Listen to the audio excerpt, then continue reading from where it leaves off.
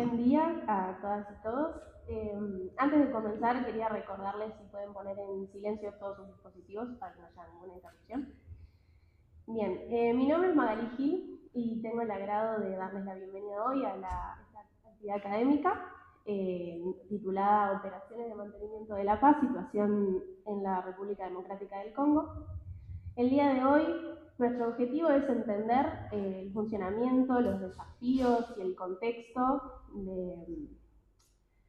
de las operaciones que hacen los cuerpos de paz de las Naciones Unidas, y contamos con la presencia de dos invitados con gran trayectoria. En primer lugar, el capitán de navío retirado, Ricardo Barbosa, experto en geopolítica, quien nos brindará un enriquecedor análisis de la coyuntura de este contexto. También contamos con la presencia del señor Pablo Ruiz, coordinador residente de Naciones Unidas en Uruguay, quien desde su perspectiva dentro del sistema de Naciones Unidas va a estarnos brindando sus comentarios sobre el tema. Agradecemos profundamente su presencia y por compartir su conocimiento con todos los estudiantes de esta casa de estudio. Y le cedo la palabra a mi compañero Andrés González.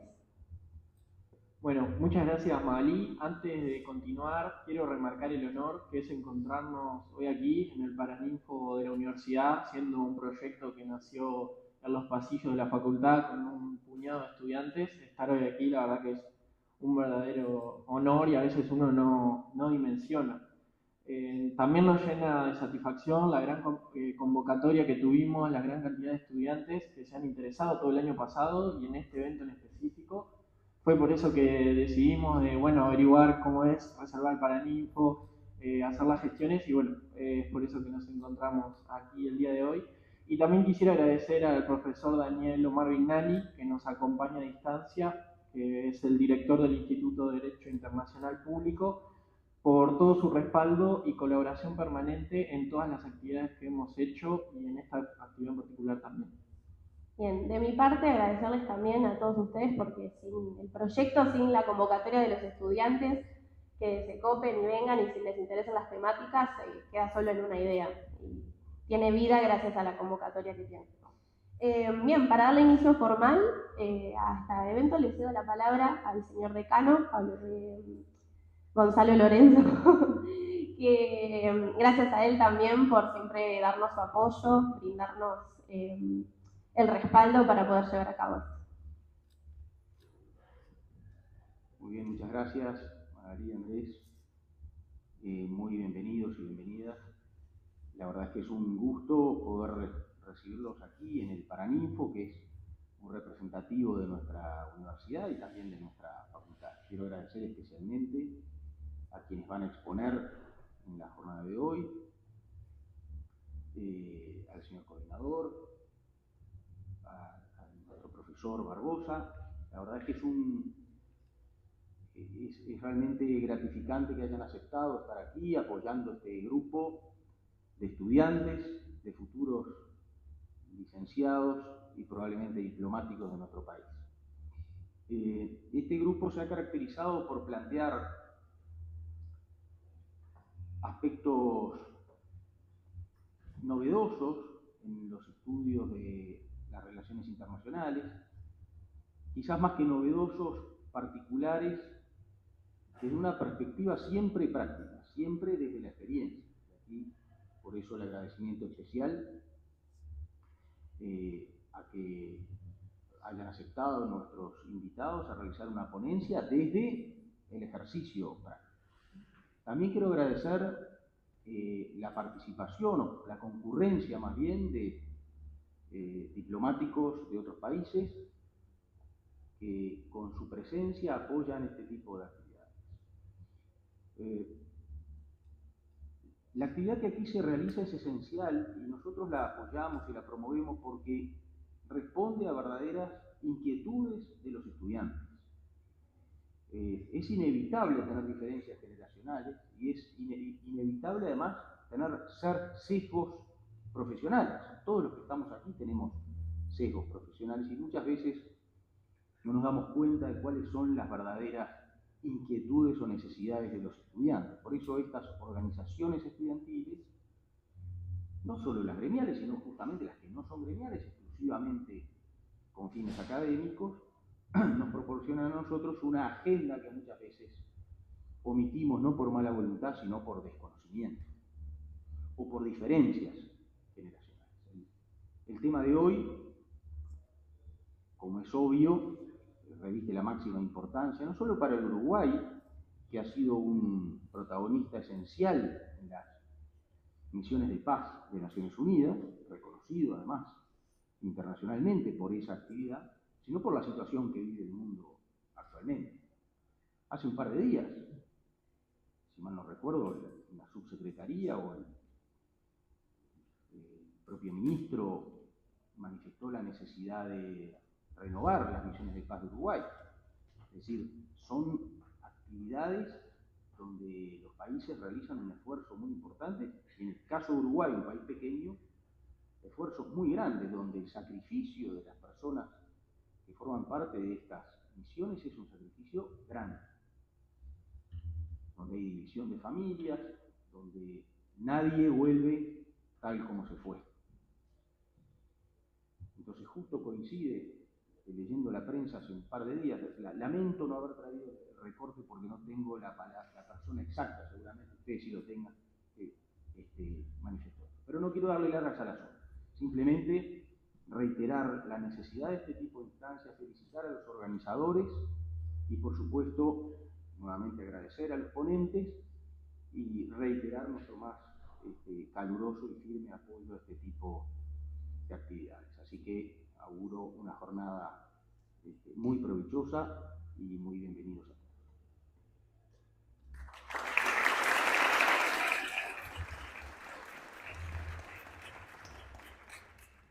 Bien, ahora damos comienzo con la intervención de Ricardo Barbosa.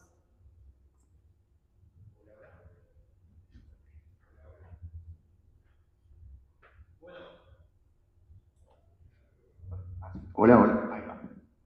Primero agradecerles a ustedes, no puedo dejar lo que soy docente, no puedo estar sentado en una silla dando una charla.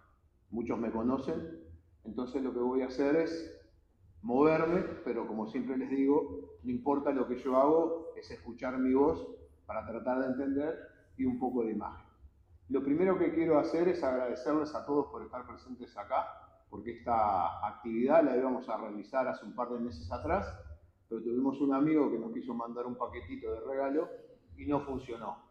Y la única forma de minimizar ese tipo de actividades, que son perniciosas para todos y aparte son los menos, es retrucando haciendo más actividades. Así que les agradezco a ustedes por la presencia, le agradezco al decano de las palabras que, como es decano, está muy ocupado y va a tener que retirarse.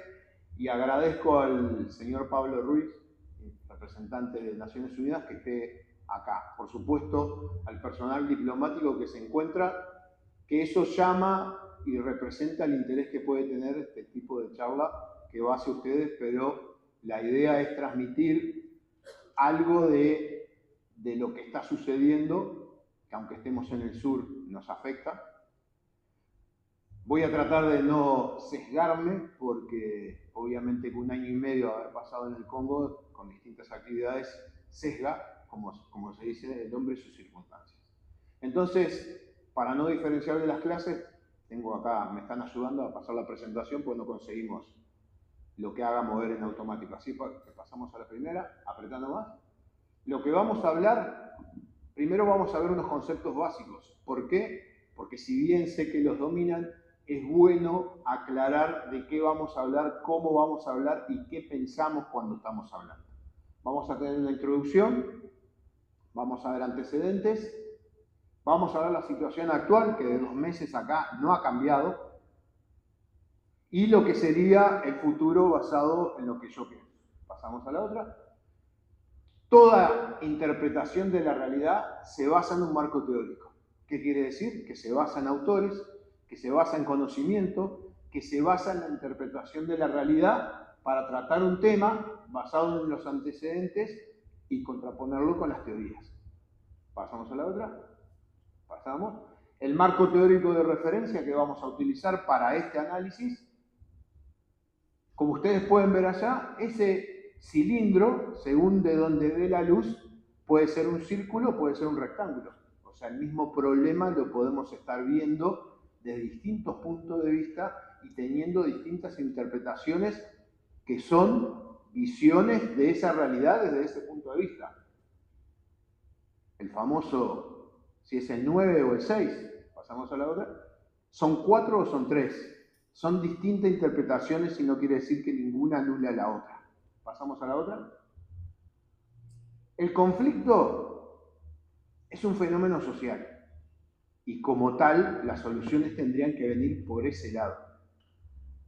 ¿Quiénes lo analizan? Normalmente la ciencia política, la ciencia social y las relaciones internacionales. Pasamos a la próxima.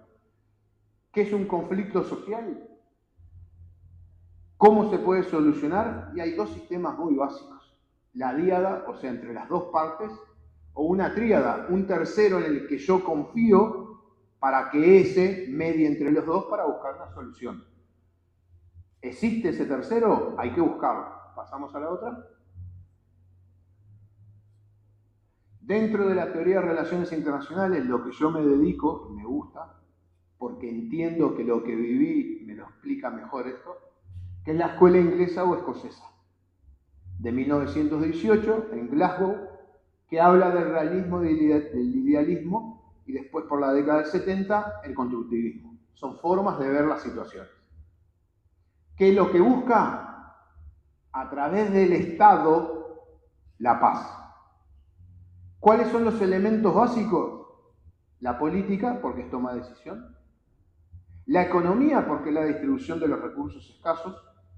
La historia, porque son los antecedentes nuestros de cómo actuamos, porque el gran problema que tenemos es que se basa en el ser humano, y el ser humano no es calculable ni medible, no se puede calcular matemáticamente. Entonces la historia nos va a dar antecedentes de cómo actuamos en situaciones similares antes. Y el Estado, que es la unidad mínima de estudio para entender qué es lo que pasa. Pasamos al otro. El realismo, con estos autores, Tucídides en la guerra del Peloponeso, el famoso diálogo de los Melios, la pelea entre una potencia y otra que estaba surgiendo, Hobbes, el estado de naturaleza del hombre, y que él dice que nosotros vivimos en permanente guerra y las excepciones son los periodos de paz. Morgenthau, el padre del realismo, autor norteamericano, por vivir en Estados Unidos, pero en realidad es alemán, donde plantea todas las teorías de relaciones internacionales y lo principal que dice es que la política no está subordinada a ninguna ciencia, porque la política es la que puede ver todo y entender todo.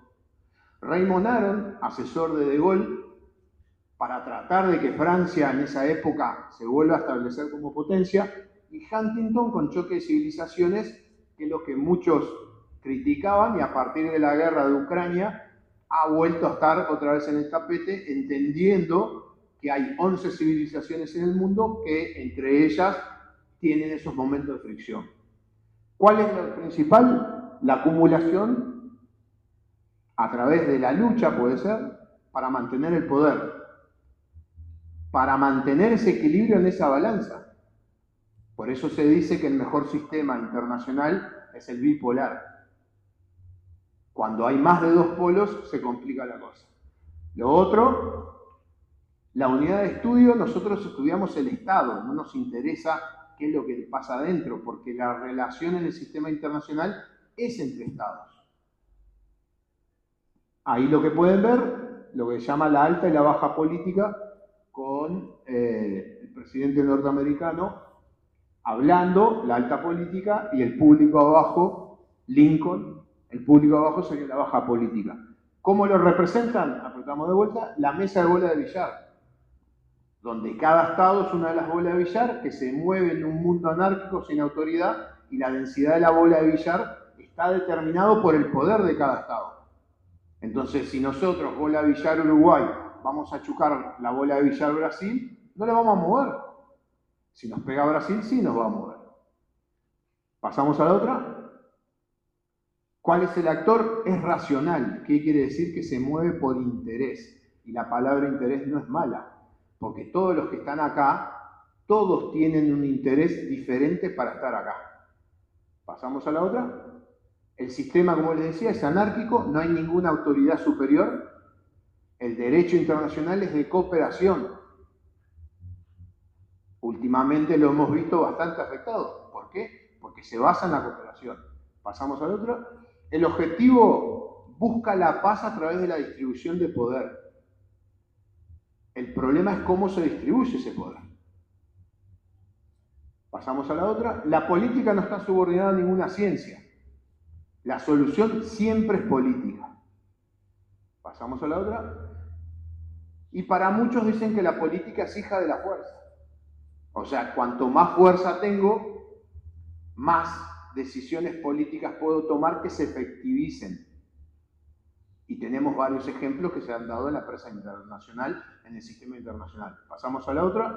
Y lo último que quedaba ahí, si el Estado tiene moral. Para los que manejamos teoría de relaciones internacionales, el Estado no tiene moral. ¿Por qué? Porque es algo artificial, es algo creado por el hombre. Y cualquier cosa creada por el hombre no tiene moral. El hombre tiene moral. El Estado como algo artificial no la tiene. Pasamos a la otra. ¿Cuáles son los antecedentes de lo que vamos a hablar? Todo eso era el marco teórico para entender qué es lo que pasa. Allá pueden ver, arriba a la derecha, lo que es África. Lo que era y sigue siendo. Todos esos son los grupos, distintos grupos étnicos que habitan en África. Que pueden tener tradiciones distintas, lenguas distintas, control de territorio distinto. Porque si van a la definición sencilla geopolítica, es un espacio de territorio organizado. Ahí tienen todos muchos espacios de territorio organizado. Capaz que habría que descubrir cuáles son los intereses comunes para que los puedan unir. En el medio tienen el rey del Congo. Cuando llegan por primera vez los occidentales, que si ustedes miran allá arriba, en color verde oscuro, solo eso era el Congo. No es todo lo que hoy aparece como Estado. Y abajo tienen las primeras reuniones que se reunían con el rey del Congo. ¿Por qué? Porque algunos países tienen la maldición de tener recursos necesarios para la civilización a lo largo de los siglos. Ejemplo sencillo. Antiguamente en Malvinas era una gran factoría de ballenas. ¿Por qué? Porque el aceite de ballena se usaba con las lámparas. Se descubre el petróleo, se acabó la factoría en Malvinas. El problema del Congo es que a lo largo de los siglos, vamos a pasar a la otra, tiene recursos que necesitan muchas civilizaciones. Rey Leopoldo II es el gran personaje, muchos deben cargar abajo del brazo al señor Stanley, que fue el que entró dentro de África, recorrió ese río, porque los ríos son esas vías de comunicación gratuitas por los que se puede navegar y explorar. Yo navegué todo el río Congo y les puedo asegurar que es una navegación increíble con de todo, desde cosas lindas hasta cosas feas, pero uno puede moverse sin problemas por ahí. Después tienen a la derecha cómo se impusieron los europeos. La foto de arriba es emblemática, que es el padre viendo las manos cortadas de sus hijos. Ese era cómo se trataba a la gente en esa época, que era lo normal en el mundo en esa época, entre las civilizaciones que tenían poder y las que no tenían. Y a la derecha tienen víctimas con las manos cortadas. ¿Por qué con la mano cortada? Porque es barato. Usan un machete y nada más. Si tienen que usar armamento o algo, es caro. El machete es lo más barato y es lo que se ha impuesto dentro de África, porque las personas sin extremidades son una carga para la familia. Están vivas, mandan el mensaje y es una carga para la familia, pues no puede trabajar. Y abajo, rápidamente, las poblaciones locales aprendieron los malos ejemplos que venían de los europeos. Bueno, y el libro que Hay una librería ahí en la calle Rivera, se llama Los Miserables. Yo siempre busco ahí libros porque trae este tipo de libros que yo siempre digo en las clases, que en los libros de geopolítica y relaciones internacionales, en la Feria de Tenar Baja, hay un mate, fíjense en el libro que está abajo, normalmente es de nuestra temática. Arriba tienen a Patricio Lumumba, una persona intelectual, educado en Bélgica, que fue el que llevó a la independencia del Estado del Congo, ahí es cuando lo toman prisionero. Allá arriba a la derecha, en el 65, estuvo el Che Guevara para tratar de propiciar la independencia del Congo, junto con el que está abajo, que se llama Joseph Kabila, que hay un video en YouTube muy interesante que llega a Kabila en una lancha, acompañado, tomando un poquito de whisky, y le dice a Che Guevara de que no venga acá porque no va a entender lo que pasa. El que está en el medio, Mobutu Sese Seko, era sargento en la época de la independencia y al tercer año captura a Lumumba, se la entrega a los belgas lo disuelven, textualmente lo disuelven, y después, a los 4 años, hace un monumento a favor de Lumumba. Gobernó con gobierno dictatorial durante casi 20 años el país. Pasamos a la otra. Y acá empezamos con los problemas, porque en un momento cuando yo llegué había 3 Congos. Dentro del Congo estaba dividido en los distintos grupos y había un Congo y en el norte había otro Congo, al grado de que si uno llevaba la bandera equivocada corría riesgo de muerte. Pero aparte está Congo-Brazzaville, que es lo que aparece en el norte. ¿Por qué es esa división? Si ustedes se acuerdan, en Viena, 1812 por ahí, hay una de las convenciones después de las derrotas de Napoleón, y una de las cosas que logran los ingleses es que los ríos internacionales no pagan peaje. ¿Qué quiere decir? Que no pueden cobrarle a la mercadería. La mercadería no se encarece. A través de eso los ríos internacionales dentro de Europa pasaron a ser de libre navegación. El río Congo, que al norte tiene Congo-Brazzaville, por tener un país de un lado y un país del otro, es río internacional. Entonces la navegación hacia adentro es gratuita. Pueden buscar un ejemplo acá en la playa. ¿Por qué existimos nosotros y enfrente tenemos la Argentina? Si esto fuera la Argentina, el río de la Plata sería un río interno y pasaría como pasa en el Paraná, que paga peaje. Pasamos a la otra. Esos son algunos de los libros que hay en la vuelta, que son muy, muy interesantes. Y acá nos vamos a lo que se conoce en el siglo XX como la Primera Guerra y la Segunda Guerra. Primera Guerra, como ven arriba, empieza en la zona de los lagos, junto con Uganda, Ruanda y Burundi, y de ahí se desplaza hacia la izquierda porque la capital está a la izquierda. Para que tengan una dimensión, volar de la capital al extremo es como ir de acá casi a Recife. Son casi 3 horas de avión y no salen del país. Por el río, navegando a una velocidad normal, son casi 1200 kilómetros y estamos hablando de casi 10-12 días. Y no llegan a la frontera. Y abajo lo que tienen es la Segunda Guerra del Congo, que fue de agosto a febrero del 99, pero ahí lo que pasa es que pasa a ser internacional. Muchos lo llamaron la Guerra Mundial Africana, porque participaba Uganda, Ruanda, Burundi, Namibia, Zimbabue, Angola, apretando más, pero también participaba Libia, Chad y Sudán. Todos estaban peleándose ahí adentro. Pasamos a la próxima. Ahí tiene otro libro que he recomendado, Tragedia del Congo. Y ahí ven el estado y ven las transformaciones y lo que aparecen ahí son las ciudades principales y el río Congo que va hasta el sur. Pasamos a la otra. Ahí lo tienen como está dividido con provincias. Es un estado federal. Cada provincia podría ser un país. Pasamos. Y acá, que recomiendo el orden mundial en la parte de mapas, siempre lo recomiendo porque son excelentes, La línea punteada que ven azul es la provincia de Katanga al sur que se quiso independizar, que es justo la provincia donde hay más diamantes de todo el Congo. Donde ahí, cuando iba el secretario general de Naciones Unidas por la década del 60, antes de llegar al Congo lo bajaron de un misilazo.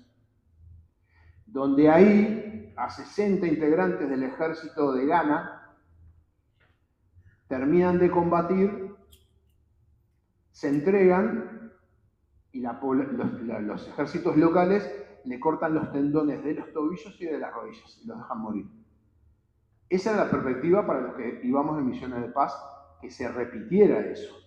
Hay una película de una compañía irlandesa que también combate contra mercenarios, que en Irlanda hay un monumento para ellos y recién se reconoció hace pocos años. Pero ahí más o menos en el sur tienen esos problemas, en el norte tienen toda la navegación del río, lo que aparece a la derecha en color rojo son todas las zonas mineras, porque nadie se pelea por nada. Todo el mundo se pelea por algo. Pasamos a la otra. La situación actual. Para que comparen, ahí tienen Uruguay. Y abajo lo que tienen son los grupos tribales que hay. A la derecha serían los subgrupos tribales que nosotros encontrábamos allá. Y arriba lo que tienen es la Carta Militar de Naciones Unidas con el despliegue de Naciones Unidas, donde estaba desplegado en todo el país los efectivos militares con sede en la capital. Y abajo es el despliegue actual, que tienen todo el despliegue de Naciones Unidas contra la frontera, contra Ruanda. Eso quiere decir de que militarmente se solucionó todo el problema del país y en lo que no se ha podido solucionar es justo donde el lugar vale más, donde hay más, donde puedo obtener más. Pasamos a la próxima. La misión de paz. Todas las misiones de paz, yo participé en 4, Camboya, Congo y 2 veces Haití. La esencia es Naciones Unidas, tiene ese gran poder, el poder político, el poder para resolver. Pasamos al otro. Tiene, sin duda necesita un aspecto de seguridad, que según la situación es militar policial o es policial militar. Por ejemplo, en Congo era militar policial, porque nos enfrentábamos a grupos armados, organizados, con un jefe. En Haití era policial militar, ¿por qué? Porque nos enfrentábamos a bandas, que hoy podían tener un jefe, mañana podían tener otro. Y después un tema administrativo, que es toda la logística de Naciones Unidas para apoyar todo eso, porque hay que ir a lugares donde no hay nada, donde el agua vale mucho, el combustible vale mucho y la comida sana vale muchísimo también, sin hablar del tema médico. Pasamos a la otra. Esto todo muy largo, pero para que vean, en el año 99, que yo le comentaba al señor Ruiz, la Armada Uruguaya cuando llega a Congo, alquila un apartamento. En ese apartamento había unas valijas prontas para que alguien iba a viajar. Naciones Unidas logra entrar en Congo después de casi 1 año y medio de problemas con Kabila, padre, hasta que de casualidad los guardias de Kabila lo matan. Supuestamente esos guardias iban a agarrar esas valijas y se iban a ir, pero los mataron antes. ¿Por qué les cuento todo esto? Pues es el mundo real, suceden esas cosas en el mundo real. Después de ahí se hace una misión de 500 observadores y 5.537 efectivos militares. Naciones Unidas divide 2, el observador es el militar que no va armado, observa, y el contingente militar son los que van armados. Cuando fui a la misión a mí me llamó la atención porque cuando estuvimos en Camboya éramos 20.000 efectivos militares para un estado como el Uruguay. O sea, ustedes necesitan herramientas para solucionar el problema. A mí me parecía poco, pero yo no obedezco órdenes y punto. La solución por el acuerdo de Lusaka iba a terminar en el 2004.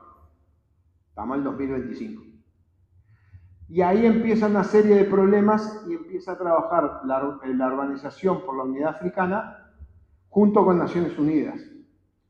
Hay un concepto del que fue secretario de Estado norteamericano, Powell, que fue comandante jefe del ejército norteamericano, el primer jamaiquino, que participó en Tormenta del Desierto, la 1, que él plantea lo que se llama las legiones del César. El César en el Imperio Romano tenía 7 legiones, las legiones locales. Cuando el problema local no lo soluciona la legión local, lo soluciona la legión romana. Acá Naciones Unidas empieza a trabajar con la organización local, que es la Unión Africana. Como nos pasó en Haití, que trabajaba con la OEA, donde la mayoría de los países que estábamos en Haití éramos latinoamericanos. En el 2008, ante los problemas, se sube a 20.000 efectivos. Y ya para el 2008 se había solucionado una parte. Pasamos a la otra. Ahí pueden ver el despliegue de los cascos azules al día de hoy. Básicamente están todos contra Ruanda, Burundi, Kivu Norte, Kivu Sur, el cuartel general está en la capital, y ahí tienen la variación de efectivos del 2015 al 2020.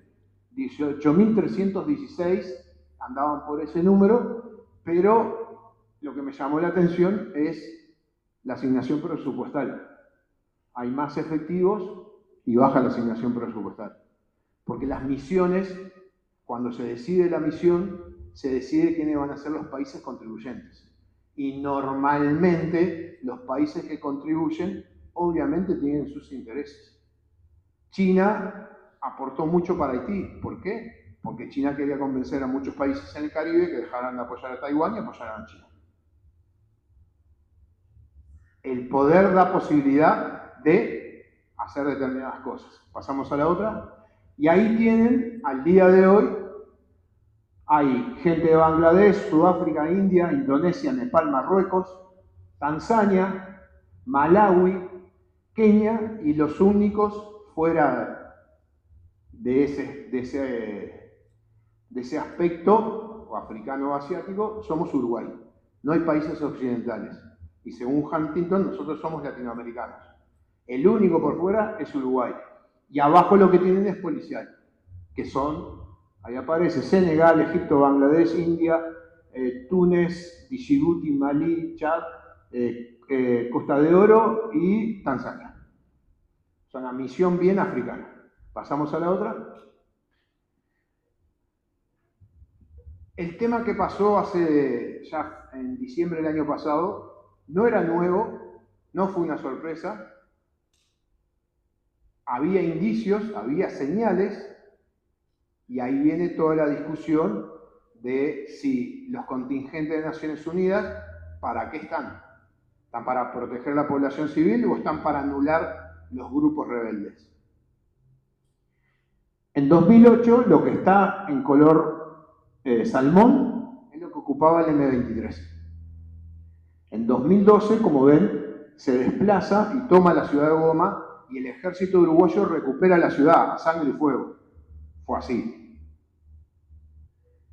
2023, otra vez al norte, y lo que ven abajo es del Instituto de la Guerra, es el despliegue que hubo, esas líneas rojas, cómo se movió el M23 para llegar a tomar la capital. Y en este pueden ver Ruanda, Uganda, Congo y Burundi, y esa mancha roja es el M23. Que no es el viejo M23 que yo conocí, porque en esa época eran grupos armados que sobrevivían del pillaje, de la violación, sobrevivían de todo lo malo. Hoy, el M23 es otro tipo de grupo. ¿Pasamos? Ahí tienen concentrado para que puedan ver lo que es todo el Congo y dónde es el sector que hay problemas. Y si ustedes ven a la derecha, el punto rojo que está en Goma y el punto rojo que está en Bukavu, el M23 logró todo el control del lago. Tiene un extremo y tiene el otro. Controla todo eso, que es la principal zona minera. Pasamos a la otra. Para que no se aburran de escucharme, trajimos algunos videos. Este es el grupo M23. Dale nomás.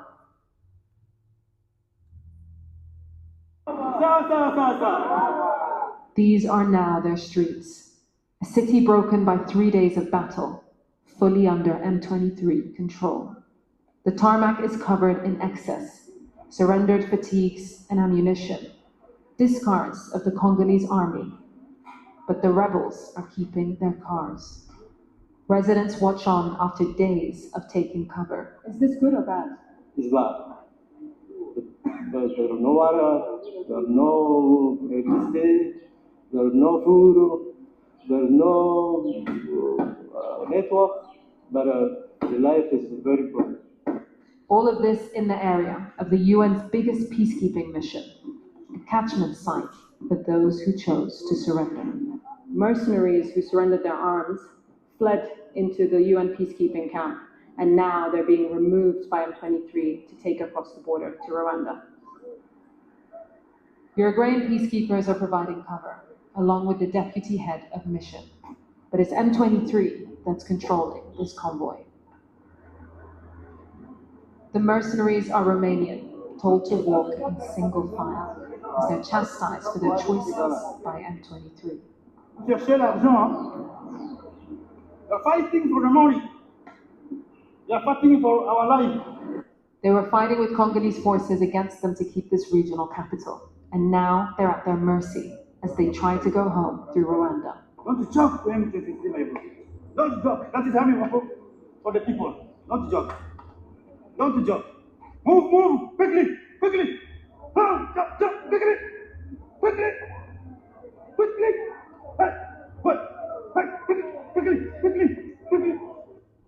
M23 has made massive gains in eastern DRC, culminating in Goma's capture, but not without some help from across the border.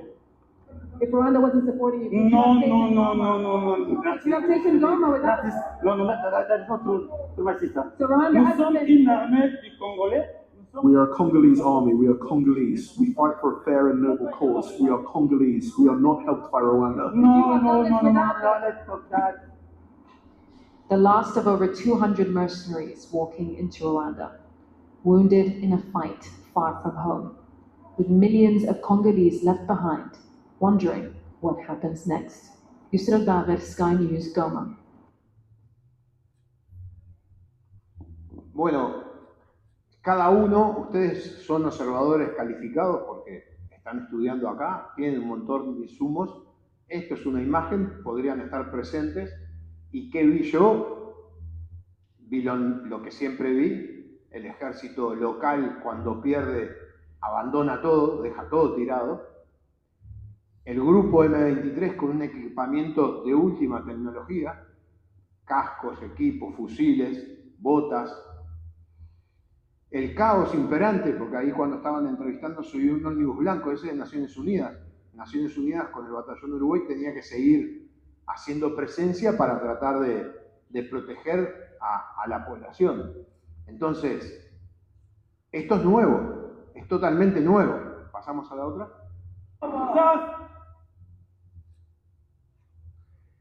También lo que vieron ahí, esos blancos que le decían run, que le decía for the money, son mercenarios, que ahora vamos a ver.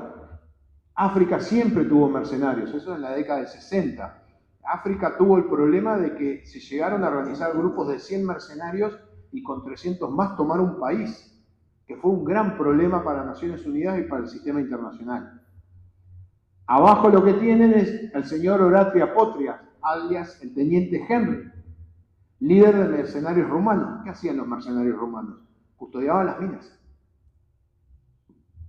Abajo a la izquierda lo tienen ahí, activada esta.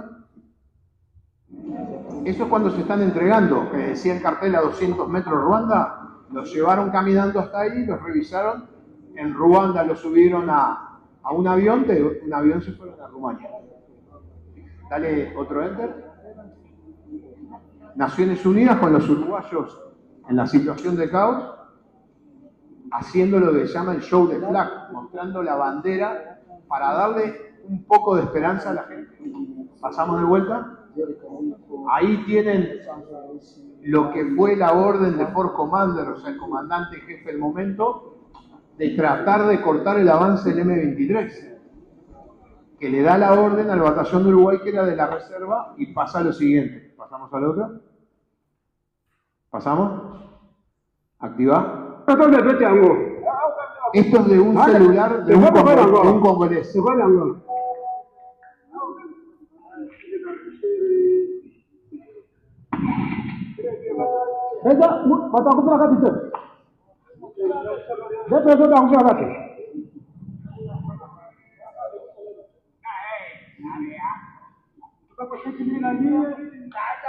Kalau kau tu mau,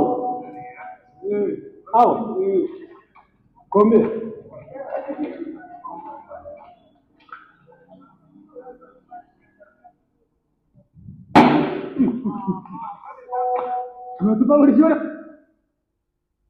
La foto del sargento que falleció, ahora voy a explicar por qué. Pasamos a la otra, para que vean que no fue casualidad. Activala.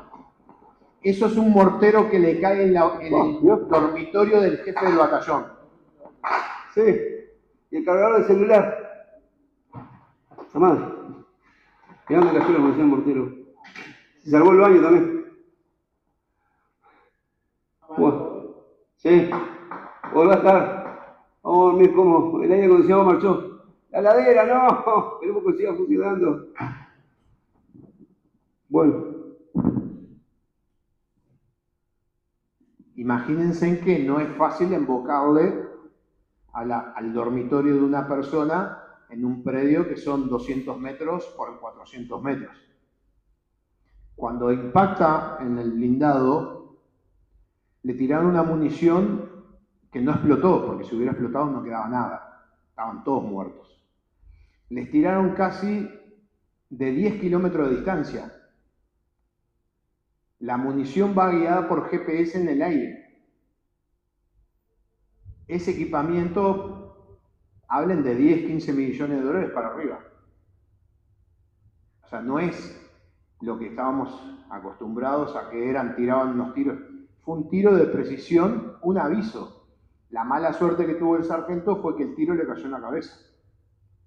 Lo mató y hirió al otro y hirió a los de atrás. Pero si hubiera estado activo eso, no quedaba nadie del blindado. ¿Qué quiero decir con esto? El mensaje fue claro. Vamos a seguir avanzando, el que esté adelante nos lo vamos a enfrentar. Con alta tecnología.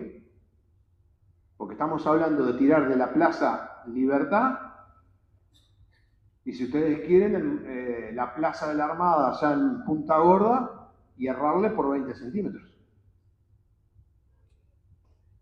No es algo trivial.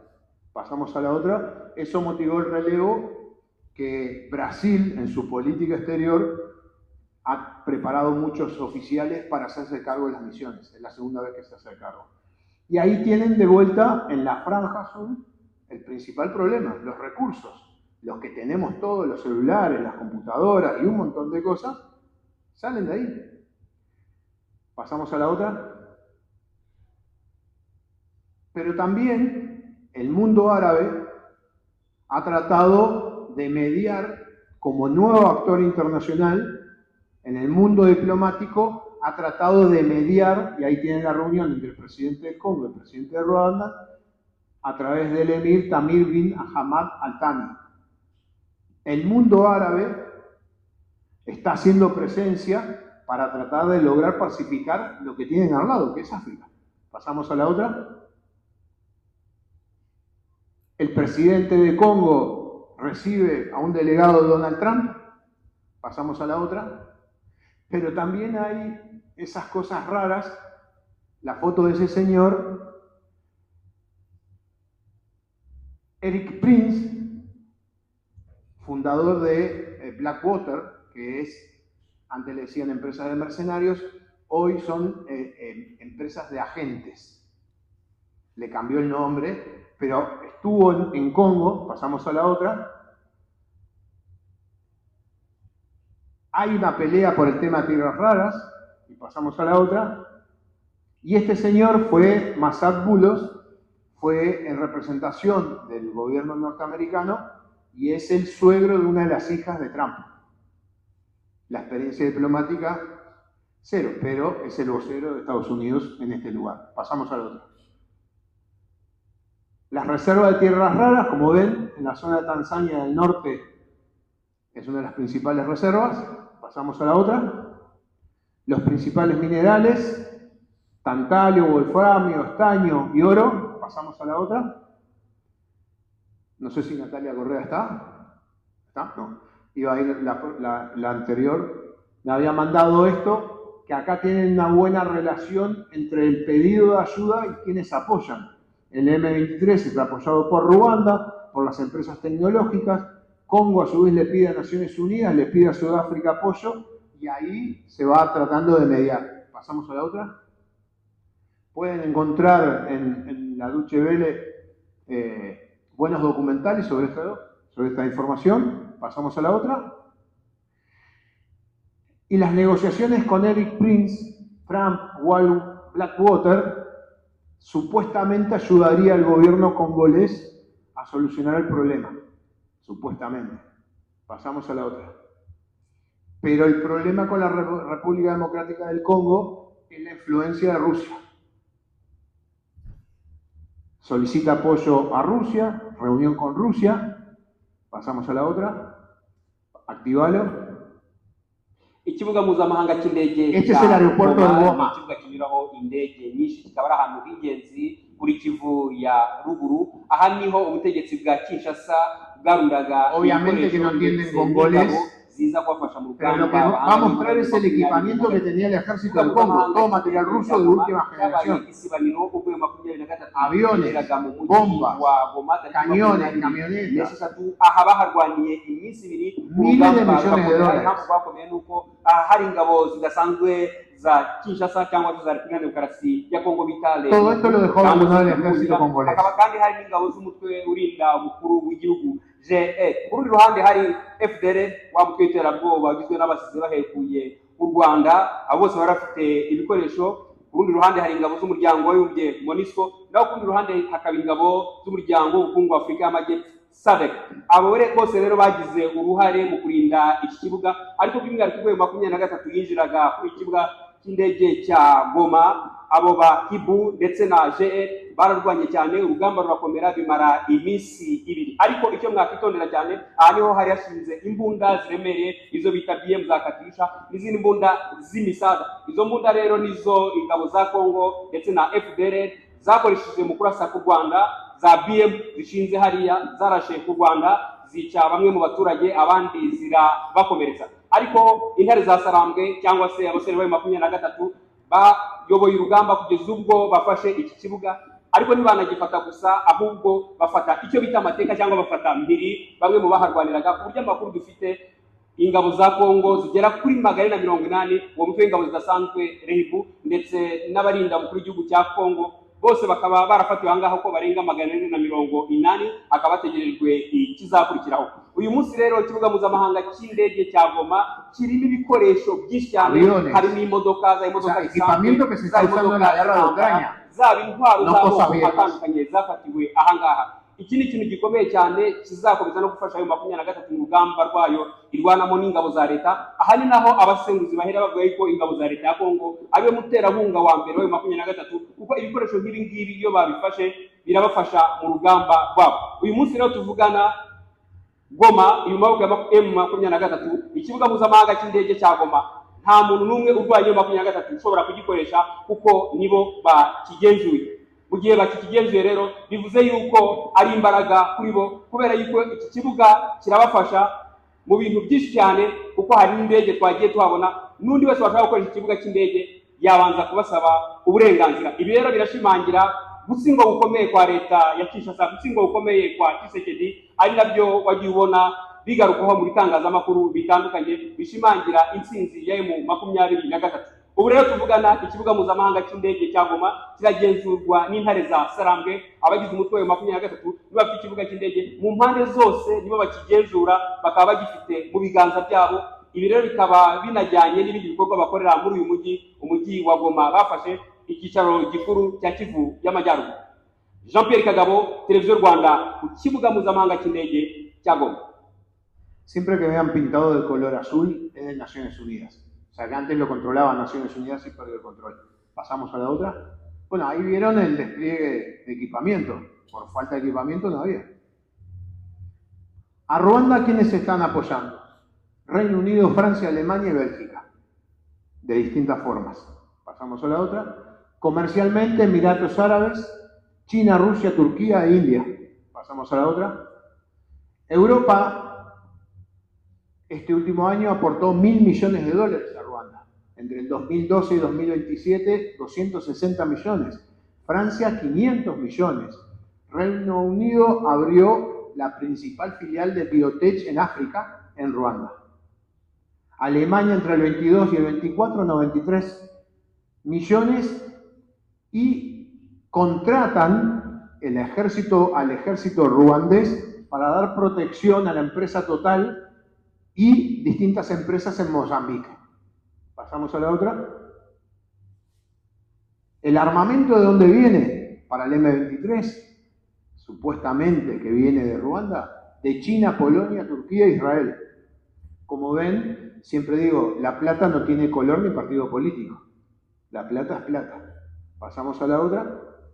La zona minera se calcula su valor en 200.000 billones, o sea, miles de millones de euros. Eso es lo que se podría sacar en minerales.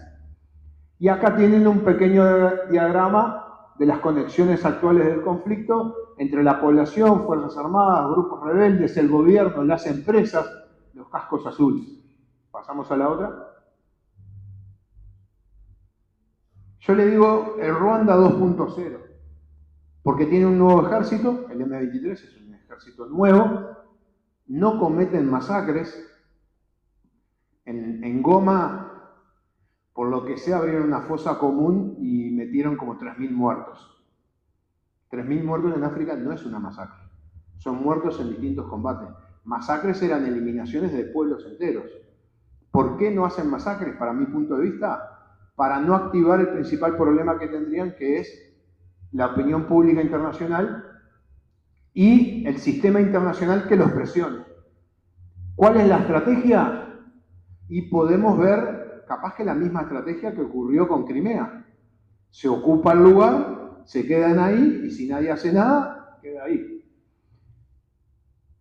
Ganar tiempo. Muchos hablan de que North Kivu y Sud Kivu pasen a formar parte de Ruanda. Pasamos a la otra. Y acá venimos, y ya vamos a ir terminando, Naciones Unidas. Esta es el acta del Consejo de Seguridad del 26 de agosto del 2024, donde ahí plantea que se iban a retirar Naciones Unidas, debido a que se habían cumplido los objetivos, todo eso. Pasamos a la otra. Y esta es la del 20 de diciembre del 2024, diciendo que se van a quedar. Porque Congo había pedido que se fueran, en diciembre pidió que se queden. La pregunta es, ¿a qué se quedan? Protección de población civil, eliminación de grupos rebeldes, defender la incapacidad del gobierno, representar al sistema internacional. Pasamos a la otra. Futuro. Para mí hay 3 probabilidades. La primera, Uganda, que no hablamos de Uganda, ha incursionado dentro de Congo, ha ocupado pueblos y siempre intentó, Primera Guerra, Segunda Guerra, ocupar el norte. Y el sur que se ha ocupado por Ruanda y Uganda en el norte. O sea, Congo pierde esas partes. Por eso el tema de la guerra de Ucrania con Rusia es tan importante para el derecho internacional. Porque si se reconoce las ocupaciones de Rusia en Ucrania, el derecho internacional va a tener un problema grave. La segunda opción que manejaba es que quede todo quieto. Estaba hablando con el señor Ruiz, y estábamos hablando con el decano, que quede todo quieto, no hay matanzas, o sea, la comunidad internacional queda tranquila, se sigue extrayendo los minerales a través de Dar es Salaam, en Tanzania, y queda todo quieto. Queda un status quo que no molesta a nadie, quedan todos contentos. Y el tercer punto es la recuperación de esos territorios por el Congo, que la veo muy difícil porque ustedes vieron lo que pasa cuando ven que están perdiendo. Dejan todo tirado y se van. Es común los que hemos estado en misiones de paz, sabemos que pasa eso. No podemos confiar, lamentablemente, en un montón de cosas porque sabemos que falla. Entonces, esas serían las 3 probabilidades para futuro y conectamos. Volvimos a, tenemos vida. Vamos a pasar rápido. Ahí la segunda, que quede todo quieto. La tercera opción, que recuperen el territorio. Hoy la que está primando es la segunda. Y creo que va a seguir. Pasamos a la otra. Hay que pensar qué es lo que se busca, qué se va a buscar. Es problema de ustedes, problema mío. Pasamos a la otra. Los que me quieran seguir en el Instagram o en X, ahí están las direcciones. Yo me dedico a estos temas y hablo solo de estos temas y nada más. Pasamos a la otra. Les agradezco a ustedes. Y el aplauso es para ustedes para poder venir a este lugar y más que nada para opacar a aquel que nos quiso mandar un paquete de regalo. Así que muchas gracias.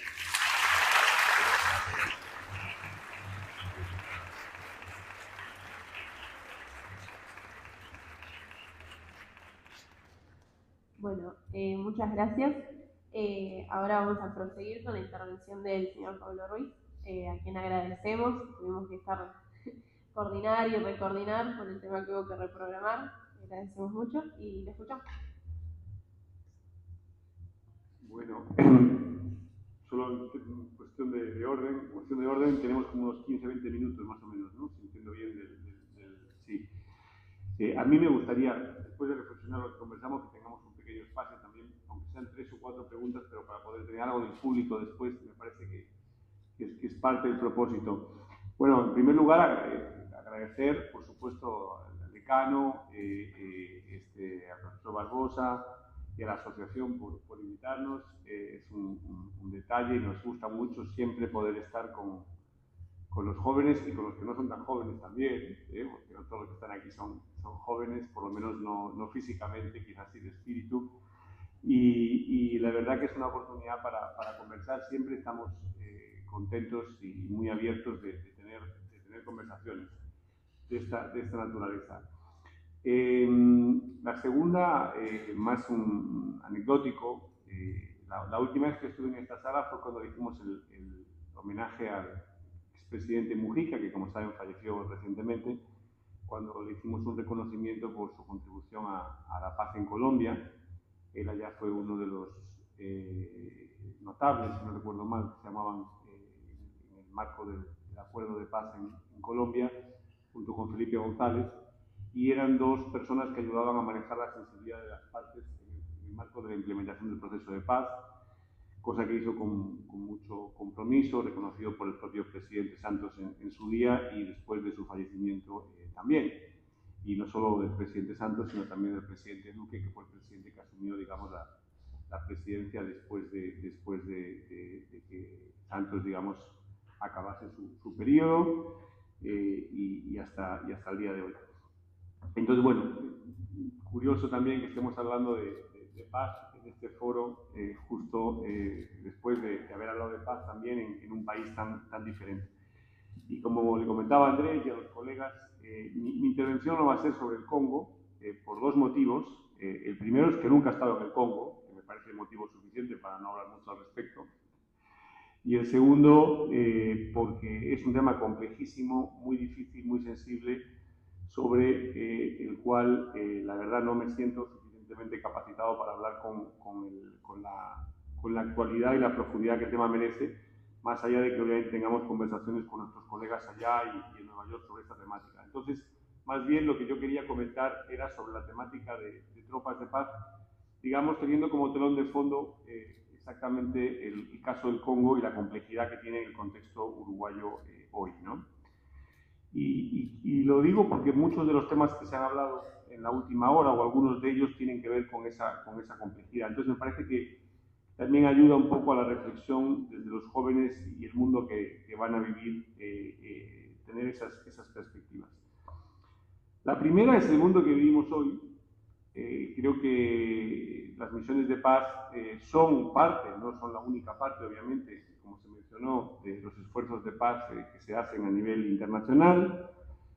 son un componente muy importante al cual obviamente Uruguay ha contribuido de manera muy seria, ¿no? Mañana se celebra justamente el Día Internacional de Mantenimiento de la Paz.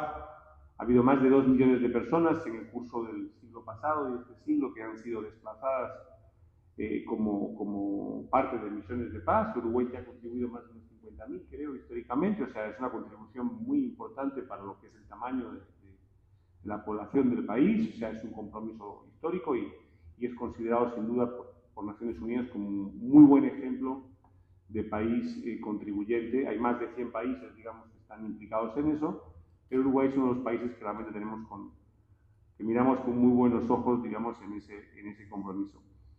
Y ese mundo que queremos es un mundo que está hoy, digamos, en un momento muy convulso y muy difícil. Nuestro secretario general, Antonio Gutiérrez, que es mi jefe, básicamente, mi jefe máximo,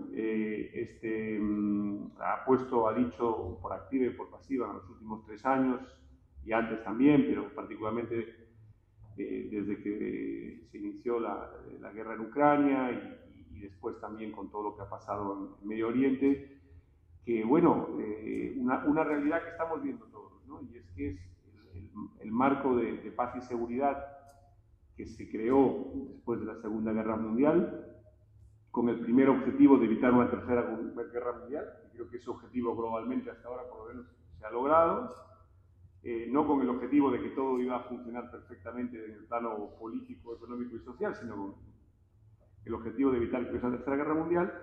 Es un sistema que se ha vuelto casi obsoleto, ¿no? O sea, y el reparto de poder y los intereses que priman y que marcan los pesos y contrapesos de las relaciones internacionales están tremendamente puestos en cuestión. Y hay partes de ese sistema, como el propio Consejo de Seguridad, que bueno, merecerían por lo menos una reforma, ¿no? Porque los poderes han cambiado. El mundo de 1945 no es el mundo del 2025. Hoy India es el país con más población del mundo, por ejemplo. Cuando se creó las Naciones Unidas, buena parte de África no eran países independientes, sino colonias de otros países, también en Asia. Entonces, ahí eran 40 y pico, casi 50 países, más o menos, depende de qué instrumento estemos mirando. Hoy estamos hablando de 193. Entonces, la complejidad del mundo que se vive hoy, el cambio económico, ¿no? Hoy los BRICS tienen un peso comparativo no muy lejano del que tiene el G7, los países más industrializados del mundo. O sea, el mundo ha cambiado radicalmente. Como decía Enrique Iglesias recientemente en un taller que organizamos allá en el Museo de Arte Contemporáneo Achugarri, en uno de los diálogos de futuro, ese mundo ha cambiado, ha medio funcionado por 75 años y hoy ya hay que revisarlo, ¿no? No olvidemos que Enrique Iglesias celebró el final de la Segunda Guerra Mundial en la Rambla, ¿no? O sea, tiene perspectiva de lo que está hablando, ¿no? Nosotros leemos sobre que la Segunda Guerra Mundial, y bueno, él tuvo la oportunidad de celebrarla aún como adolescente. Entonces, ese es el telón de fondo. El telón de fondo es cómo se reparte el poder internacional, cuáles son las reglas del juego. Como decía el profesor Barbosa, hay reglas del juego como el respeto, digamos, de la soberanía territorial y el no uso de la fuerza para cambiarla, que bueno, que es uno de los principios que preside las relaciones internacionales. Si empezamos a perder ese principio, la cosa se complica mucho, sobre todo para los países pequeños, ¿no? Como Uruguay. O sea, para Uruguay el multilateralismo es un compromiso, una política de Estado, pero también es un tremendo valor y activo para levantarse por la mañana tranquilamente y preocuparse por muchas cosas, pero no de que le caiga una bomba en la cabeza a uno, ¿no? Y uno dice, bueno, qué locura mencionar eso. Bueno, es la realidad que se vive, lamentablemente, en muchos rincones del mundo y que esperemos que cada vez sea menos y no más. Entonces, el reparto de poder internacional, las reglas del juego de la paz y seguridad, el cumplimiento del derecho internacional, de la Carta de Naciones Unidas, de la Declaración Internacional de Derechos Humanos, del derecho internacional humanitario, que está siendo tremendamente violentado en varios lugares del mundo en este momento, son más que un papel vacío o una línea en el periódico, son las reglas del juego que van a marcar que vivamos en paz en 15, 20 años o que vivamos cada vez en un momento en un mundo más convulso. Y ese mundo es el mundo que ustedes van a vivir y en el que van a ordenar o a desordenar. Y por eso yo pienso, cuando hablo con los jóvenes, que es muy importante referirnos a eso. Hace pocos meses, y parece que hace una eternidad, pero fue en septiembre del año pasado, todos los países del mundo se pusieron de acuerdo en una cosa que se llamó el Pacto del Futuro, que impulsó nuestro secretario general. Y el Pacto del Futuro, que tuvo lugar en la Cumbre del Futuro, fue un documento muy importante que refuerza el rol del multilateralismo. Ahí se apuntan, primero se reafirman muchos compromisos que ya están escritos. Y dice uno, ¿para qué sirve que se reafirmen compromisos? Bueno, cuando algunas reglas básicas se están poniendo en cuestionamiento en muchos lugares, tener un compromiso de todos los países de que la van a respetar es útil, ¿no? O que se vuelva a poner encima de la mesa compromisos como el tema nuclear, que ha hecho mucho ruido, digamos, en los últimos años, o muchas otras cuestiones que se han puesto encima de la mesa. Es importante. Entonces, reafirmar compromisos internacionales. Plantear compromisos sociales y económicos como la Agenda 2030, que también han sido cuestionados en algunos sectores y países, y plantear algunas reformas de la arquitectura económica internacional, por ejemplo, o del propio Consejo de Seguridad. El Pacto del Futuro establece algunos parámetros con los cuales debería de avanzar la reforma del Consejo de Seguridad de Naciones Unidas, que es un elemento muy importante de la reflexión hacia el futuro, ¿no? Y algunas de las asimetrías o agravios comparativos que deben de ser resueltos en ese marco, y ahí hay toda una discusión que lleva tiempo, pero ahí por lo menos se establecieron esos parámetros. Aun cuando hubo algún país que manifestó algunas reticencias con el pacto a posteriori, después de que ese documento se adoptase, tiene el mérito de que 193 países permitieron que ese pacto se aprobase. Ahora, hay que tener en cuenta que ese pacto, que es muy poderoso, que tiene muchas cosas para fortalecer el multilateralismo, tiene también en la realidad un montón de dificultades y un montón de deudas y un montón de percepciones en países, también de países muy importantes, sobre cómo deberían de funcionar las relaciones internacionales y cómo no. Y estamos viendo cada día, cada semana, situaciones que agitan el tablero y que realmente preocupan, ¿no? Nos preocupan a todos, fuera de Naciones Unidas, también dentro de Naciones Unidas, y no vemos un sistema que se fortalezca, sino un sistema que más bien se debilita en el plano de las reglas y normas que se aplican menos o se aplican mal, se debilitan cuando hay países que dan marchas atrás en compromisos previamente adquiridos, se debilitan también cuando las propias estructuras, como es el caso de Naciones Unidas, sufren terribles recortes de presupuesto, como el que estamos viviendo hoy. Realmente nuestras agencias, fondos y programas en el mundo están en un momento de crisis. De hecho, el secretario general ha planteado una cosa llamada el UN80, Naciones Unidas 80. Como saben, este año se celebran 80 años de la creación de Naciones Unidas, pero bueno, sin muchas alaracas, ¿no? Por las cosas que estamos conversando, realmente con muchas preocupaciones, también sabiendo que mal que bien tenemos un sistema ahí que hay que mejorar, lo que no podemos hacer es irnos para atrás y que funcione peor. Y en ese marco, esa debilidad afecta tanto a proyectos y programas de desarrollo, al concepto también que hemos construido. Yo lo hablaba con Enrique Iglesias, siempre lo dice, ¿no? Ese concepto tan hermoso de solidaridad internacional, ¿no? Como seres humanos nos hemos dotado de la capacidad de construir sistemas de normas a nivel de los municipios, a nivel de los estados, que nos garantizan la paz, que hacen que eso que decía Hobbes, ¿no? Que casi como que la paz es algo extraño. Bueno, uno podría decir desde la perspectiva del siglo XXI que hemos logrado un periodo de paz, ¿no? No menor, a pesar de que ha habido guerras, pero desde la Segunda Guerra Mundial ha habido guerras, pero no se puede decir que ha habido una cantidad tan grande, a pesar de que ahora estemos en un momento de mayor conflictividad.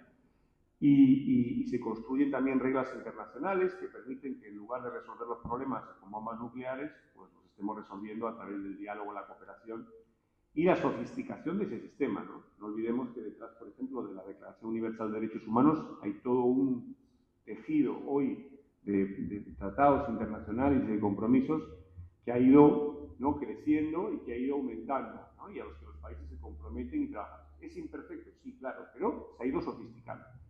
Hoy uno diría, bueno, por lo menos, ¿no?, que no vayamos para atrás en alguna de esas cosas y que discutamos cuál es ese mundo que queremos, cuáles son las instituciones que tienen que funcionar hacia adelante.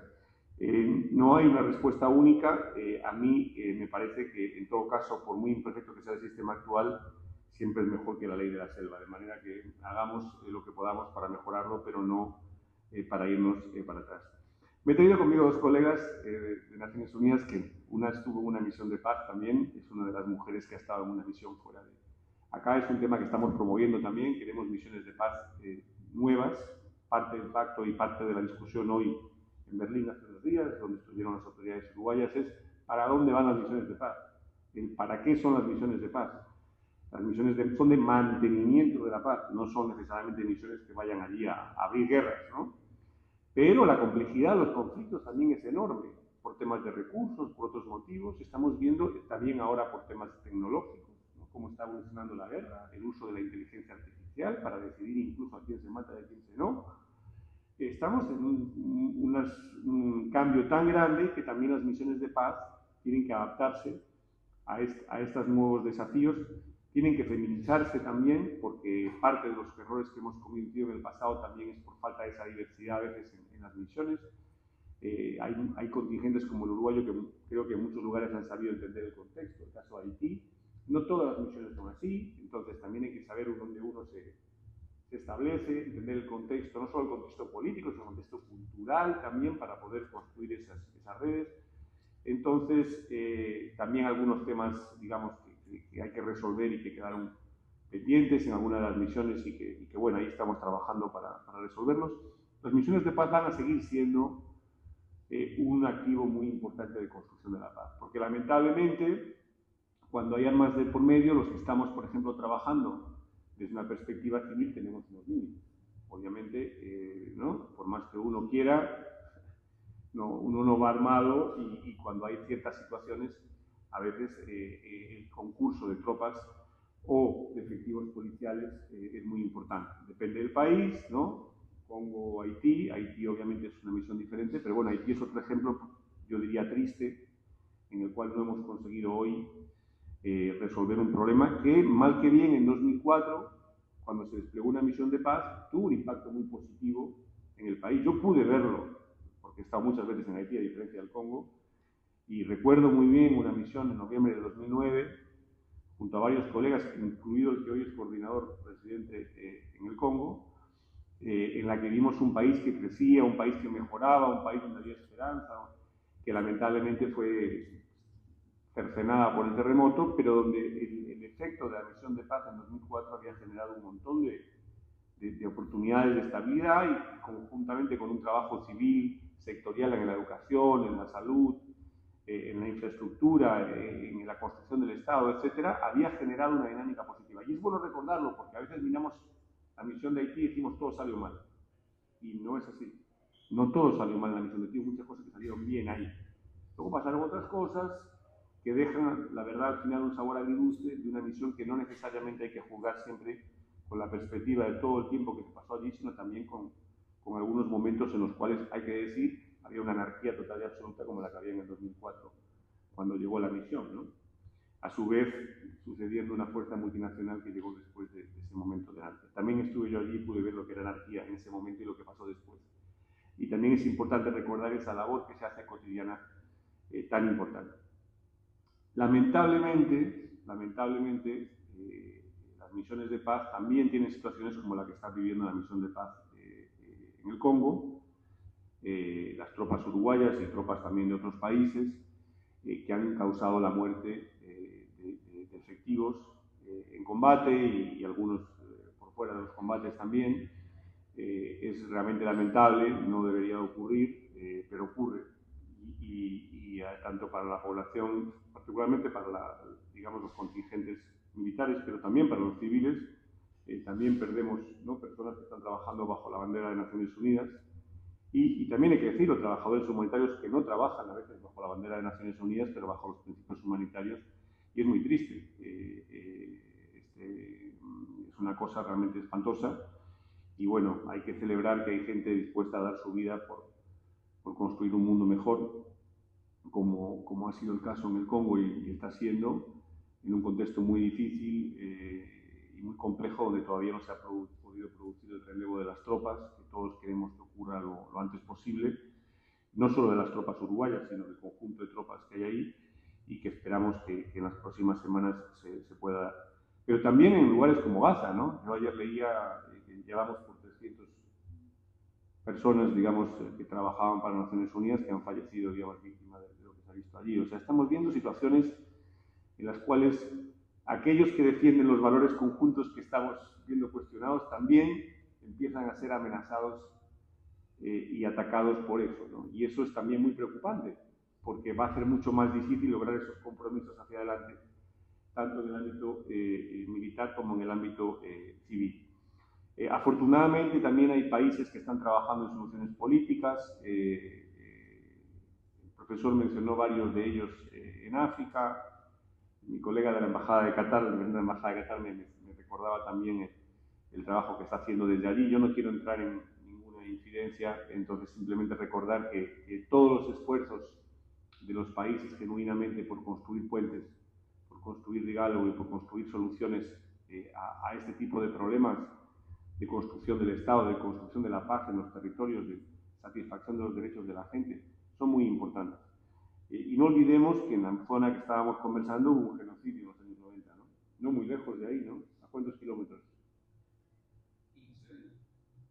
Donde murieron cuántas, cientos de miles de personas, no sé si llegaron a algunas cifras, llegaron a decir que hasta 1 millón, bueno, ahí hay un montón de... Entonces, probablemente el peor genocidio que vimos en el siglo XX, o sin duda uno de los peores, ocurrieron también ahí al lado, ¿no? Estamos hablando de cosas de una complejidad enorme, que no son imposibles de resolver, pero que sí requieren no solamente que haya unas tropas de Naciones Unidas, o algunas agencias de la ONU, o algunas ONGs, o un compromiso de los estados, tanto del estado de acogida como de los estados vecinos, sino realmente un acompañamiento político de esa política de paz y seguridad. Un compromiso de los países de que queremos resolver esos problemas, porque si no lo hay es muy difícil. Hoy para resolver el problema en Haití hace falta que la geopolítica resuelva, y la geopolítica lamentablemente no nos está dando en algunos casos las soluciones que necesitamos. Y es muy importante, porque uno no puede resolver los problemas políticos, digamos, en el campo de batalla. O por lo menos no cuando no es una guerra declarada, ¿no? A ver, siempre digo lo mismo. Los problemas sociales no se arreglan con soluciones militares.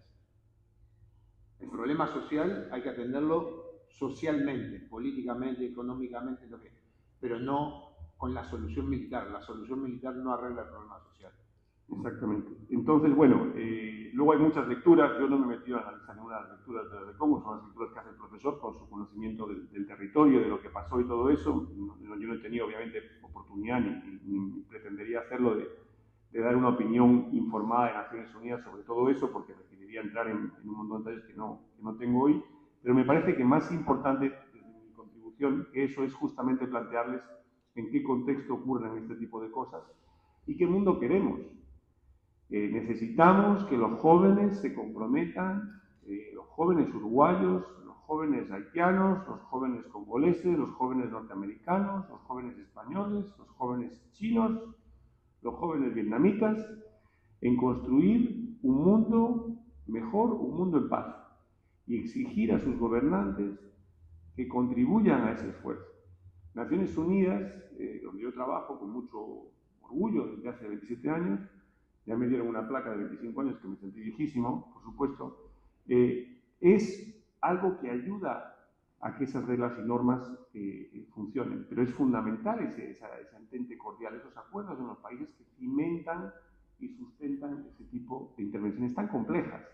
Imagínense la población del Congo, el territorio que estamos viendo, lo que pueden hacer unas tropas como esas. O sea, estamos hablando de contingentes muy pequeños. Hoy en Haití los policías que están desplegados son menos de 1000 en un país de 10 millones de habitantes. O sea, hagámonos idea de la proporción y de lo que puede hacerse desde esa perspectiva. El decano lo mencionó antes, muchas de esas respuestas no van a venir de una sola disciplina. Eso me parece una cosa muy importante para la universidad. No va a ser solo desde el derecho, no va a ser solo desde la economía, no va a ser solo desde la sociología, donde se van a encontrar las soluciones a estos problemas. Van a requerir elementos de todo eso, elementos del derecho, de la economía, de lo social, de lo cultural, de la antropología, de la psicología, y por eso el trabajo internacional es tan interesante, porque requiere poder entender todo eso, si no uno se pierde muy fácilmente en lo suyo, ¿no? Yo he venido aquí a hacer esto, sí, bueno, pero es que para que tú puedas hacer eso tienen que pasar todas estas cosas, ¿no? Y en ese territorio, la manera en que uno funciona en un país, allí no funciona, ¿no? La presencia del Estado en Uruguay es una cosa, en las zonas que tú mencionaste es otra, totalmente diferente. Entonces uno tiene como que reinventar su marco de análisis, porque si no se encuentra muy desubicado. Ya voy terminando.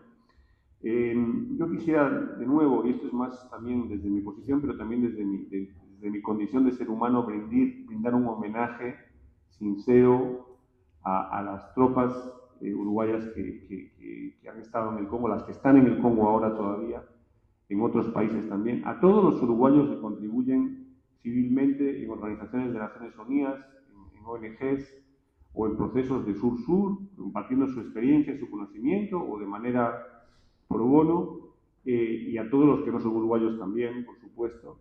Es decir, pensar cómo desde Uruguay, que es un país que ha construido una sociedad bastante cohesionada, bastante respetuosa, obviamente imperfecta como cualquier sociedad, pero que tiene elementos y semillas de paz en el ADN de la población. No hay más que ver cómo se celebran elecciones para sentir eso. Que pueda trasladar eso a lo internacional. A mí me resultó muy grato ver que el gobierno actual que asumió ha dicho en varios espacios que quiere implicarse más en los temas de paz, incluso más allá de lo que son las tropas de paz, promoviendo esfuerzos. Bueno, Uruguay tiene esa imagen internacional, ese ejemplo también que dan no solamente los gobiernos, sino también los propios ciudadanos uruguayos en el exterior, de ser capaces de construir, de tender puentes, de escuchar, de empatizar con el otro, ¿no? Y al final la construcción global es una multiplicación de esfuerzos personales, digamos, de construcción colectiva. O sea, es eso, ¿no? Nosotros podemos crear paz en nuestra comunidad, en nuestra familia, en nuestro entorno, capaz que no en el mundo, pero el mundo es un reflejo de ese tipo de esfuerzos o de los contrarios, ¿no? Si yo entro en la casa de mi vecino pateando todo lo que hay en la casa, bueno, ya sé que efectivamente una construcción de paz no estoy haciendo, ¿no? Y eso probablemente va a terminar muy mal. Bueno, pues eso es lo mismo que pasa al final a otra escala y con otro tipo de consideraciones a escala internacional. Quisiera terminar diciendo justamente que pienso que hoy, quizás más que nunca en las últimas décadas, estamos en un momento de transformación. Evidentemente todos estos recortes que afectan también a las misiones de paz, ¿no? Las misiones de paz, como se comentó, a diferencia de otras agencias de Naciones Unidas, cuando el Consejo de Seguridad aprueba una misión de paz, automáticamente lleva asignado un presupuesto que está repartido con una fórmula entre todos los países del mundo. ¿Qué ocurre? Entonces, todos esos presupuestos están, digamos, con problemas o con dificultades. Ojalá, esperamos, todo el mundo haga sus contribuciones voluntarias a tiempo y a final de año. Ya sabemos que en muchas de las agencias hay recortes muy importantes, en el ámbito humanitario, en el ámbito, por ejemplo, de la atención a personas con retrovirales. Hay escenarios muy complejos, digamos, de los impactos que eso vaya a tener en la población en muchos países. Pero yo pienso que no debemos de perder la esperanza y lo que debemos de hacer es trabajar por ella y construirla también desde la juventud, desde las personas que están hoy terminando o iniciando sus estudios universitarios, para construir una sociedad que es mejor y que refleja mejor el mundo en el que vivimos hoy.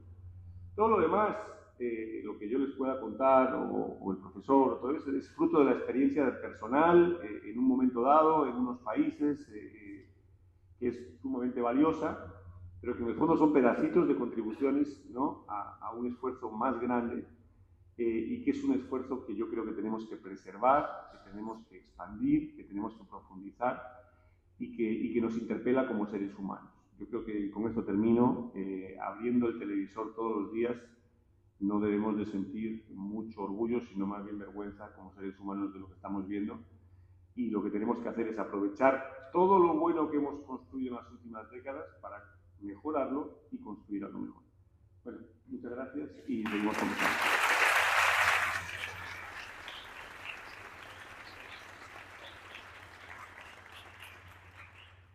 bueno, teniendo en cuenta los tiempos, no vamos a hacer un periodo de preguntas porque también hay muchos que se tienen que retirar, pero con los compañeros del proyecto compramos unas cosas para compartir ahí afuera si quieren ir, y también capaz que se pueden quedar 5 o 10 minutos para intercambiar más mano a mano con los docentes, con los estudiantes. Sería todo una buena participación. Y bueno, agradecerles a todos por haber venido el día de hoy.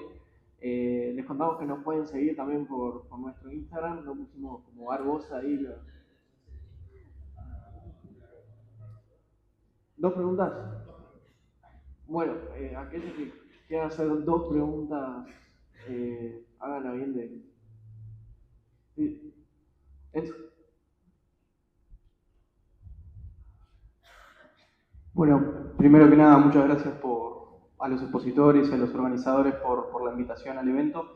Lo mío, más que una pregunta, es una reflexión que aporta no soluciones sino más complejidades al tema, que ya es de por sí complejo, pero recogía lo que decía el señor Pablo Ruiz respecto a la necesidad de pensar el futuro del sistema de seguridad colectiva y del propio sistema internacional. Y yo pienso, la propia Carta de Naciones Unidas prevé la reforma, son los artículos 108 y 109, pero la complejidad que está en que la mayoría cualificada que pide para la reforma, que son 2/3, si no me equivoco, necesita también que dentro de esos 2/3 estén los 5 miembros permanentes del Consejo de Seguridad. Entonces, también para la reforma hay una cristalización que complejiza muchísimo más. Entonces, yo lo que reflexiono, y no espero que el señor Pablo Ruiz me acompañe en esta reflexión por su propia calidad de representante de ONU, pero creo que no podemos descartar la posibilidad que el sistema de seguridad colectiva que se construya tenga que ir por vías que estén por fuera de la propia Organización de Naciones Unidas, por la complejidad mismo por la situación cristalizada del poder de veto, hace que sea un poco más complejo. Y digo, no es una idea nueva, hay muchos autores que la ensayan, mismo en el ámbito de la Academia Uruguaya, el doctor Arguet, cuando analiza el caso Rusia-Ucrania, hace consideraciones al respecto de la problemática de reformar la Carta. Entonces, bueno, nada, simplemente era para aportar a lo complejo que es, que no podemos olvidarnos también la posibilidad de que, bueno, que eventualmente tengamos que seguir un camino que no sea dentro de las vías institucionales de la propia organización. Gracias. Como quieras. Sí, otra pregunta y responden ahí. Sí, Clara.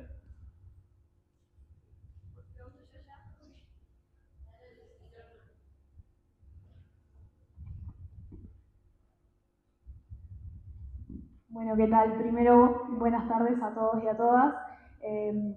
Fue un gusto las ponencias de todos los oradores y, como siempre, muy agradecida a las actividades que los compañeros realizan.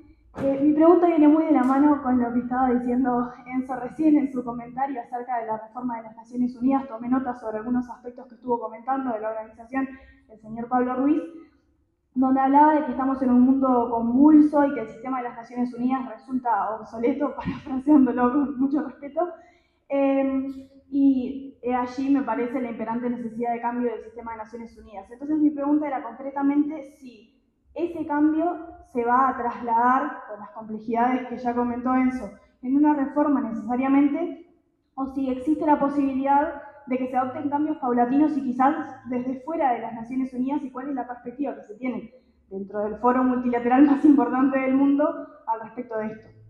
Gracias. ¿Qué ventaja tengo con respecto al señor Ruiz? Mis palabras salen de mí y puedo ir preso yo si hago algo mal. O sea, no represento a nadie más que a mí mismo. Acá tienen sentados a dos representantes, a dos integrantes, y acá tienen al idealismo y el realismo. El idealismo no es que sean las cosas ideales, sino que es una visión de las teorías de las relaciones internacionales donde, y yo coincido, y él lo dijo, es preferible que estén dentro del sistema que estén afuera, porque están dentro del sistema, estás contenido, podés dialogar, podés hablar. Fuera del sistema podés estar medio díscolo, podés hacer lo que quieras. Y pese a todas las discusiones que hay, yo soy ferviente defensor de la existencia de Naciones Unidas, porque entiendo de que tiene que haber un lugar donde poder sentarnos a reunir, y si hay que tomar determinadas decisiones, sea por un colectivo. Entonces, pese a que soy realista y entiendo el uso de la fuerza y todo ese tipo de cosas, entiendo la posición del idealismo y tiene que ser la otra cara de la moneda. Y el gran problema de las dos preguntas es lo que yo dije en el problema que tenemos cuando estamos en todas estas temáticas. Podemos hacer 1000 cálculos, pero hay un elemento que no lo podemos calcular matemáticamente para ver qué dice que es el ser humano. Y como él expresó, y eso yo lo viví en las 4 misiones diferentes, la esencia de la persona o de la cultura, de los valores que vos tenés, te dan cosas a favor o cosas en contra, pero te impide medir si podés lograr algo. Y en la historia de la humanidad, el problema que tenés es que el que tiene el poder normalmente no le gusta dejarlo. Si lo deja es porque llegó a una situación tal que se lo obligaron a dejar o lo perdió por algo. Entonces, sin dudas, serán necesarios diálogos y un montón de cosas, pero el que tiene la sartén del mango sigue queriendo tener la sartén del mango. Bueno, yo a diferencia del profesor Barbosa, sí represento una institución y por tanto estoy obligado en ese marco a respetar, digamos, los límites de mis atribuciones. Y una clarificación, yo no dije que todo el sistema sea obsoleto, dijo que hay cosas en el sistema que son obsoletas, que no es lo mismo. Lo digo, no es que tú dijese eso, pero lo quiero clarificar. Yo creo que las Naciones Unidas es una construcción que se ha ido sofisticando mucho a lo largo del tiempo y que funciona tremendamente bien en una cantidad de cosas. Les pongo un ejemplo muy concreto. Yo me dedico aquí, ahora en Uruguay, a coordinar todo lo que hace la ONU en el país. Y literalmente cada semana aprendo algo nuevo en Naciones Unidas. Llevo 27 años en el sistema. Porque hay tal cantidad de cosas en un montón de sectores, de estructuras, no de paz, de todos los temas, que operan, convenciones, secretariados, compromisos, declaraciones. En fin, es una red de compromisos multilaterales entre los países para hacer avanzar agendas que son de interés común. Obviamente también hay otras fuera de Naciones Unidas, más regionales en general, o las económicas, digamos, que no están en el ámbito de la ONU, aunque también Bretton Woods está también en ese espacio. Pero yo creo que lo obsoleto en realidad no es tanto el sistema, que no creo que el sistema, creo que hay algunas cosas que son, ¿no? Hay algunas estructuras que lo son, pero es el reparto de poder internacional, la geopolítica internacional. Porque aquí hay una parte donde tú puedes desplegar misiones de paz, por así algo. Hay ciertos lugares donde no vas a poder desplegar misiones de paz y de lo que tienes una entente cordial entre los países más grandes sobre cuáles son las reglas del juego que se respetan. Y creo que ahí es donde hay más trabajo que hacer. Y eso no tiene que ver con Naciones Unidas en el sentido en que da igual que sea Naciones Unidas o no, puede ser el ámbito, digamos, de esa geopolítica, un ámbito de Naciones Unidas o no. Lo importante es que los países grandes, algunos de los países grandes tengan algunos acuerdos que permitan que las diferencias naturales de intereses que va a haber se puedan dirimir de una manera más o menos pacífica.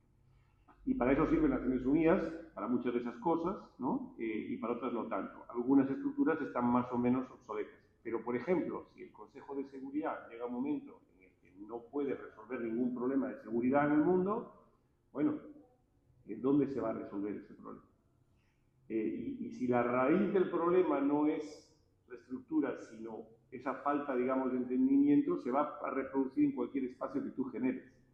Entonces, no creo que sea un problema reformar la ONU ni las mayorías cualificadas si hay la voluntad política y el entendimiento político para hacerlo. La cuestión es que ese entendimiento esté, y ese entendimiento es fundamental para que podamos vivir como una sociedad global y para que en lugar de dirimir todo a golpe de la fuerza, tengamos otro tipo de estructuras un poquito más civilizadas para hacerlo.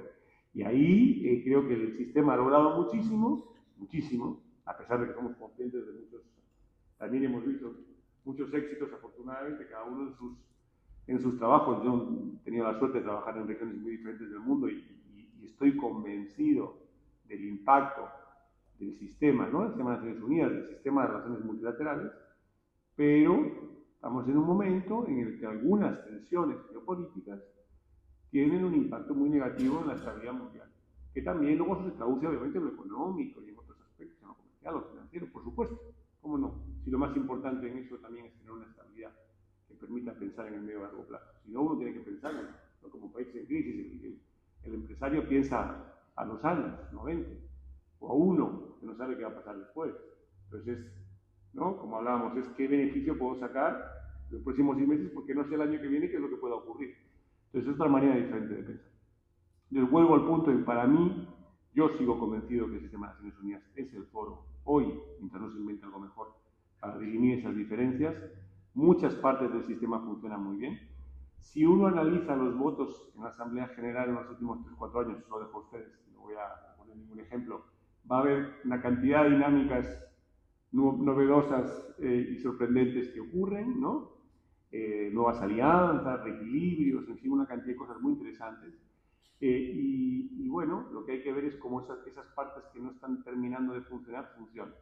No veo, francamente yo no veo qué otro espacio pueda haber desde el punto de vista actual donde pudieran resolverse eso, aunque parte de nuestro trabajo, y yo lo digo por haberlo practicado, tiene que ver con la generación de espacios informales. Muchas veces no es en el plenario de la Asamblea General o del Consejo de Seguridad donde se resuelven los problemas, sino en conversaciones informales, en diálogos informales, en espacios así, ¿no?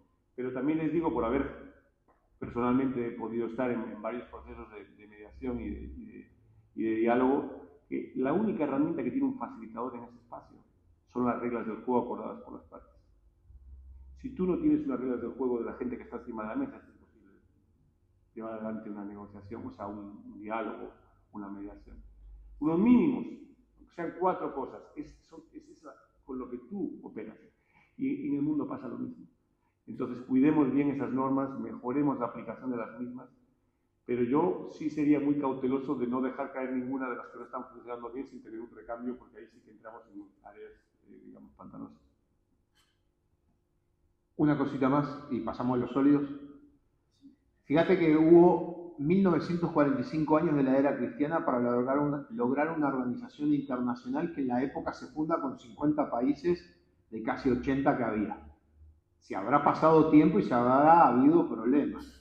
El ser humano es complejo. Vos miras la historia y hay un montón de organizaciones que se plantearon antes y no funcionaron. Tenés un buen libro de un realista, Paul Kennedy, que se llama El Parlamento de la Humanidad, de 1985-86, y él hace un análisis realista de lo que son las Naciones Unidas desde su punto de vista, con esa crítica que estaba en un mundo bipolar, que era el más sencillo, de Guerra Fría. Pero había 2 que mandaban. Hoy no sabemos cuántos mandan y ahí tenés el problema de la discusión. Gracias.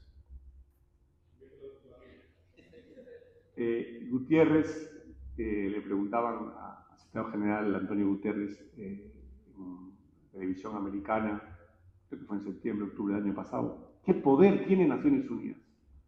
¿Cuál es el poder verdadero? Y él decía que, bueno, más allá de todas las herramientas que estamos viendo, que no dejan de ser complejas, ¿no? Porque no hay un ejército, entonces para que hay que hacer algo hay que buscar, ¿no? Tropas de los países que quieran contribuir, ordenarlo, en fin, tener un mandato, buscar un presupuesto. Había 2 cosas que él veía que tenían Naciones Unidas. Una era una voz moral sobre todos estos acuerdos que tenemos y recordarle a la gente la importancia de respetarlos. Y esa es una voz muy importante. Cuando te refieres al poder antes de las Naciones Unidas, mucho de ese poder es un poder moral, es la influencia positiva de eso. Y la segunda es la capacidad de convocar a los actores para resolver los problemas. Esas son las 2 cosas más importantes que tenemos como poder, que no es el poder que hablamos en las relaciones de fuerza internacionales, ¿no? Muy diferente. Pues es otra manera de practicar el poder y es complementaria con las relaciones internacionales y toda su complejidad.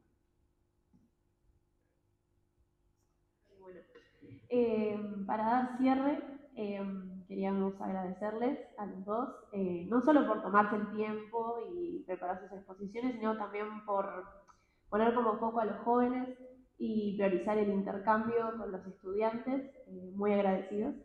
También a todos los que vinieron por hacerse el tiempo de acompañarnos hoy. Y reitero lo que dijo Andrés, que afuera los tenemos una mesa para que haya como un ambiente más distendido, si se pueden tomar unos minutos para quedarse. Que nos sigan en las redes, proyecto.oidev, que vamos a estar publicando ahí fotos y demás. Y también para los certificados de asistencia, que no se preocupen, que al correr de la semana los vamos a estar enviando por mail. Muchas gracias.